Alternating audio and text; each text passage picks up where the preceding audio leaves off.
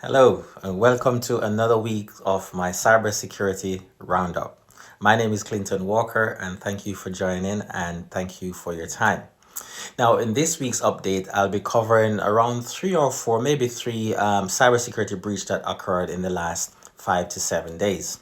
And to start off with, I'm going to be covering one that is pretty much a very famous character, and it's kind of in the mainstream media a lot recently. And this particular breach is it happened with Crunchyroll, and Crunchyroll basically is the anime streaming platform services that a lot of people will be familiar with anime.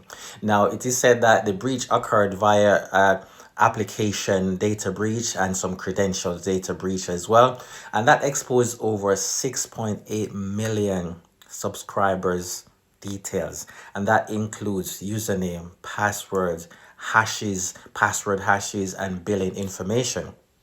Now, what could that impact be really in the bigger scheme of things? It's only 6 million people, people's records. Well, the impact is that identity theft could be committed, account takeover as well. Other attackers can launch an account takeover, and they'll be exposed to a lot of phishing attacks and credential stuffing. So what is credential stuffing? Credential stuffing is basically, in simple terms, I got access to your password or your credential. It could be your key to your house, a key to your car. And what I've done, but in the sense of emails and credentials, for example, if you have multiple email accounts on different platforms, so you have a Gmail, a Hotmail, or a Yahoo email account, and I got control of one of those email password and username, I can try it on all of those other platforms until I get into one of those. So that's credential stuffing, because a lot of people reuse the same password across multiple platforms. And credential stuffing is not to be confused with brute force. Brute force, you don't have any knowledge of the credentials. You're just trying to bulldoze your way into the system and guessing what the combination of username and password could be.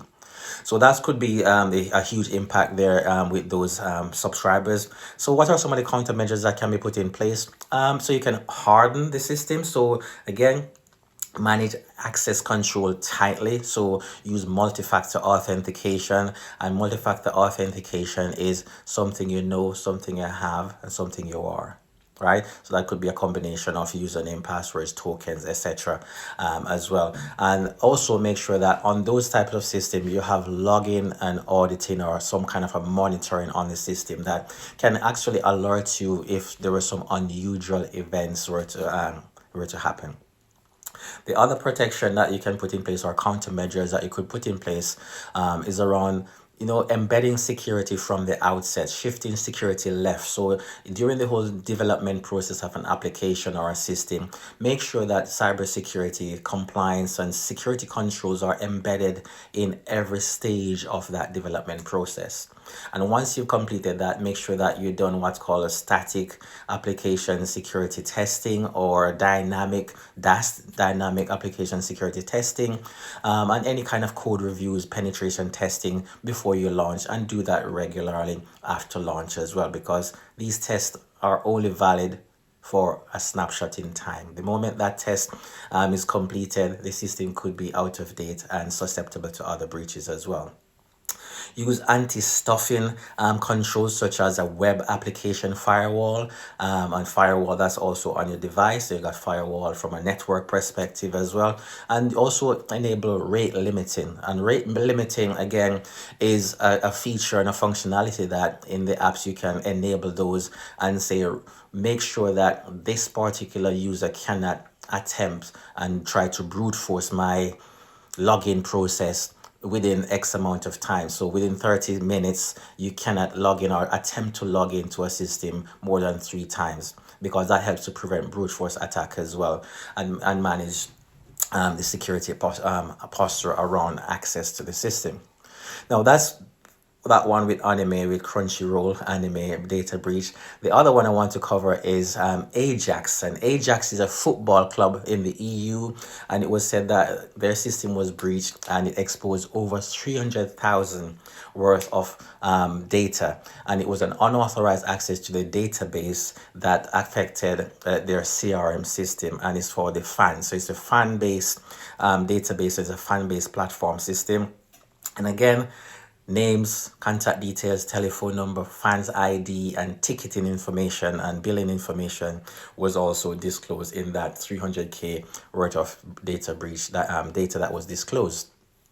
Now, the impact here is that, again, phishing, you can see the common theme here, because once an attacker has access to your credentials or your email addresses, etc., they can pump a lot of phishing out at you, and at some point somebody's going to click on that enticing free ticket or discounted ticket or free pass to the VIP lounge. So be careful. Fraud can be committed as a result of having those access as well, and fraudulent ticket sales as well, and social engineering. So some of the countermeasures that you can use as well to address this, if you're indeed in those areas and arenas whereby membership and fan-based database and other systems, but it cuts across any system that has a CRM system or a database that manages users. Access control, make sure that your access control is really tight and is monitored and tracked, and you have login in place and you have alerting in place as well.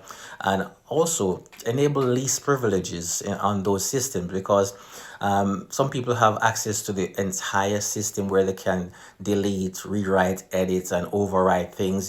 Give people access only for the role and on a need to know basis or a need to access basis. Monitor and alerting I mentioned already for anomalies, and make sure that whatever APIs that you're using, make sure that those keys are stored securely. And make sure that contract and security clauses are embedded in contracts, so that you put that responsibility or joint responsibility on the third party provider as well. And delete stale and old records and anonymize data where it's necessary to anonymize data, so that if they were to get a hold of that particular data set, for example, it wouldn't be so detrimental. The last attack I want to cover is one that's called Ameriprise, and it's a financial institution in America. And apparently, Shiny Hunter actually take credit for this. And it was a ransomware group that compromised the data, which exposed the PII data of all the contracts and internal documentation of that institution. The impact there as well for the company is huge regulatory fines, business compromise, and business email compromise as a result of phishing and fraudulent risk and fraudulent sales to their potential customers as well. And some of the countermeasures that you can put in place here is around, again, MFA. As you can see, all the others that I've just covered have a common theme through and through. MFA, phishing, identity theft, right? Make sure that access to those systems are restricted, and make sure that enough access controls and privilege monitoring are in place, and use backup and isolate those backup from the environment that is actively being backed up from. Test restores regularly as well, and make sure that you have some form of data loss or data exfiltration systems in place, so that if someone were to be downloading a huge file, it alerts the IT or the security team that somebody is trying to download an enormous amount of file, which is very unusual.